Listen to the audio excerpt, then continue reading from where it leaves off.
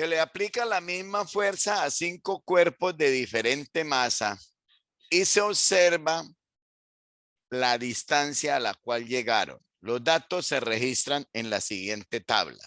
Ya en la pregunta anterior miramos cómo era el comportamiento de los datos. ¿Sí? Y llegamos a una conclusión, que al dividir, que al multiplicar la masa por la distancia, obteníamos siempre el mismo número, que es 20. Eso fue en la pregunta anterior. Ahora miremos en esta pregunta.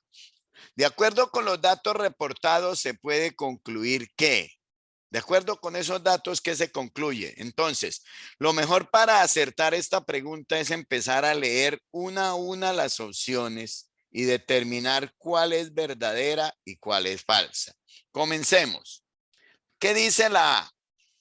Entre menor sea la masa del cuerpo, mayor será la distancia recorrida. Entre menor sea la masa, mayor es la distancia. Si la masa es 1, la distancia recorrida es 20. Si la distancia es 10, si la masa es 10, la distancia recorrida es 2. Si la masa es 20, recorre 1 metro. De manera que entre más alta sea la masa, menor es la distancia recorrida. Y entre menor sea la masa, mayor es la distancia recorrida. Eso es lo que dice la opción A. Que entre menor sea la masa, mayor distancia recorre.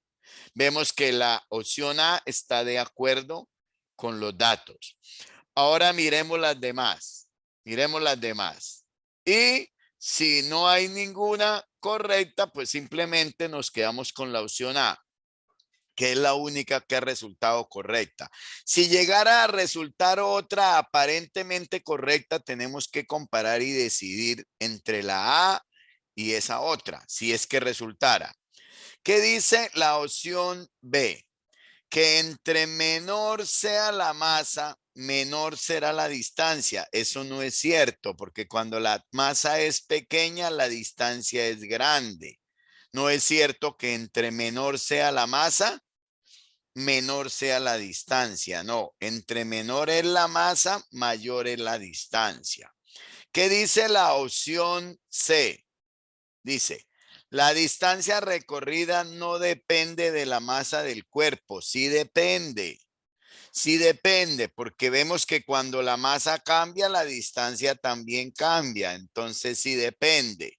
Y ya en la pregunta anterior, resolviendo la pregunta anterior, dijimos que eran inversamente proporcionales. ¿Dónde se ve que son inversamente proporcionales? En que al multiplicar las dos da siempre el mismo número. En que al aumentar una, la otra disminuye en la misma proporción. Cuando la masa se aumenta 10 veces, la distancia se disminuye 10 veces. Aquí vemos, por ejemplo, que cuando la masa se aumenta de 10 a 20, que es el doble, la distancia se disminuye de 2 a 1, que es la mitad. Eso es una característica de las proporciones inversas. Ahora miremos la opción D. Dice, a mayor fuerza aplicada, menor es la distancia recorrida. Esta no es cierta. ¿Por qué? Porque el mismo problema nos dice que se le aplica la misma fuerza.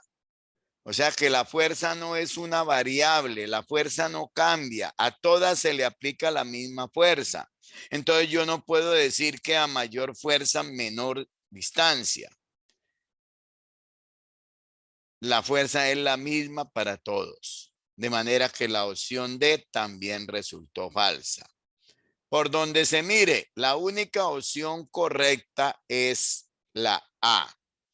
Entre menor sea la masa del cuerpo, mayor será la distancia recorrida. Eso se ve en todos los datos.